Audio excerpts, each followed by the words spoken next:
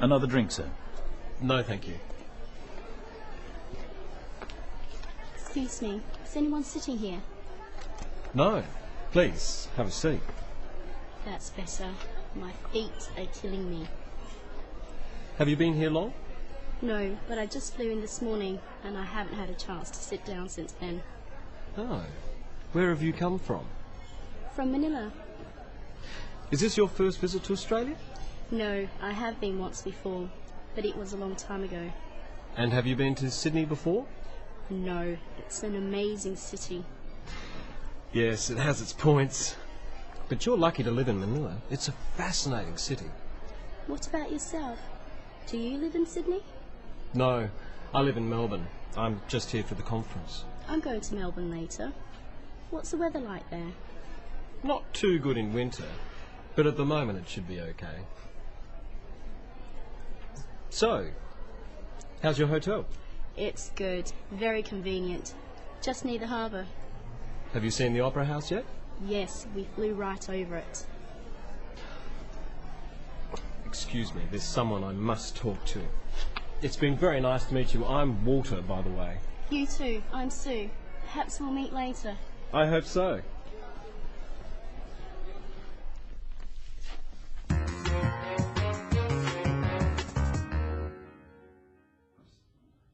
Today, we're looking at a typical conversation you might have with someone you've only just met. At a conference, for example. What sort of thing can you talk about? And what topics should be avoided? Let's look at how Walter and Sue get acquainted. Sue breaks the ice, or starts the conversation. Excuse me, is anyone sitting here? No. Please, have a seat. That's better. My feet are killing me. We can tell from how Sue speaks to Walter that they haven't met before. She is very polite, and so is he. But then she says something more personal, and this is the icebreaker. That's better. My feet are killing me. Sue is letting Walter know two things. Firstly, that she is tired, and secondly, that she is willing to have a friendly conversation with him. By making a more personal or casual remark, she is inviting him to respond. Have you been here long? No, but I just flew in this morning and I haven't had a chance to sit down since then. Walter asks, "Have you been here long?" To start a conversation like this, it's fairly safe to talk about what people have just done. For this, we use the present perfect, have. Practice with Walter some typical questions like this you could ask. Have you been here long? Have you been to Sydney before? Have you seen the Opera House? Have you tried any restaurants? Questions that start with "have you" are yes-no questions, so they have a rising tone. Have you been here long? When answering these questions in a situation like this, it is helpful to add some information, not just say yes or no. If you just say yes or no, people may think you don't really want to talk. Have you been here long? No. No.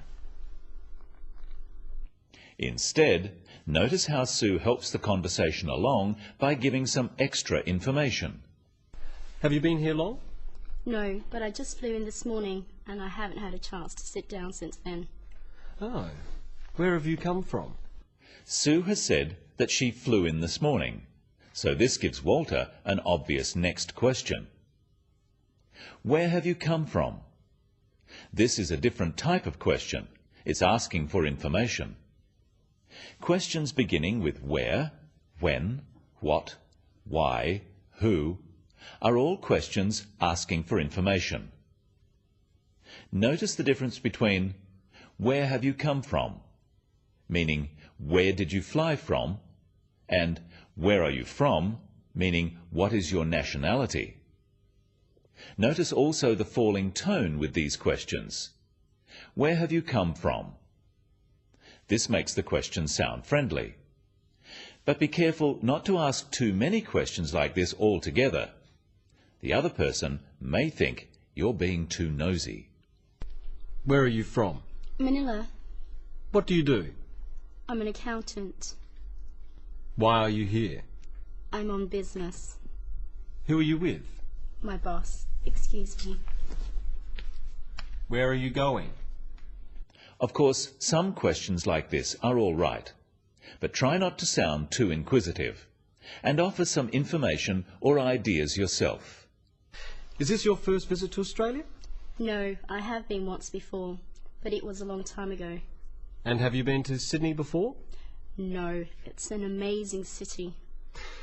Yes, it has its points. But you're lucky to live in Manila. It's a fascinating city.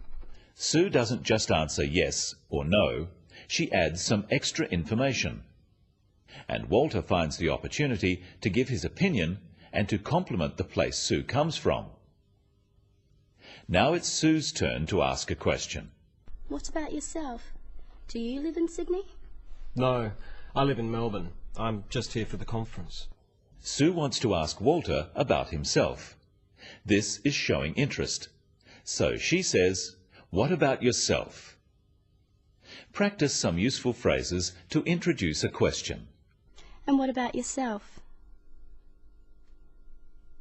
And how about you? These phrases should be followed by a question. Practice again with the question to follow. And what about yourself? Do you live in Sydney? And how about you? Have you been here before? When meeting someone new on business, but in a social setting, there are a few safe topics. We can talk about travel and accommodation, basic questions about the other person, about the city you are in, interesting sights to see, and of course, the weather. I'm going to Melbourne later. What's the weather like there? Not too good in winter, but at the moment it should be okay. Finally, let's look at how Walter ends the conversation. He needs to make sure the other person doesn't think he is bored. Excuse me, there's someone I must talk to. It's been very nice to meet you. I'm Walter, by the way. You too. I'm Sue. Perhaps we'll meet later. I hope so. He gives a reason why he must go, then says, "It's been very nice to meet you." Practice some useful phrases for ending a conversation with Walter and Sue. Well, it's been very nice to meet you. Nice to meet you too. It's been good to meet you. You too. I have enjoyed talking to you. So have I. I hope we can meet again. So do I. Perhaps we'll meet again. I hope so. In conversation, when asking questions, remember to use a rising tone for yes-no questions, such as those starting with "Do you?" or "Are you?" Questions starting with "Do you?" ask about regular actions and about likes and dislikes or opinions. Do you travel often? Do you like the weather here? Do you think this session will be interesting? Questions starting with "Are you?" are asking for personal information. Are you from Manila? Or intentions? Are you going to the dinner? Questions starting with where, when, what, why, or who are asking for information, and they often have a falling tone. Where do you come from? When are you going back? People from different cultures have different ideas about what are reasonable topics for conversation between strangers. So at first, it is safest to stick to general topics, such as travel, the weather, places, and of course, the business you are in. And remember, to keep the conversation going, offer information. Don't just ask questions. That's all today on The Business of English.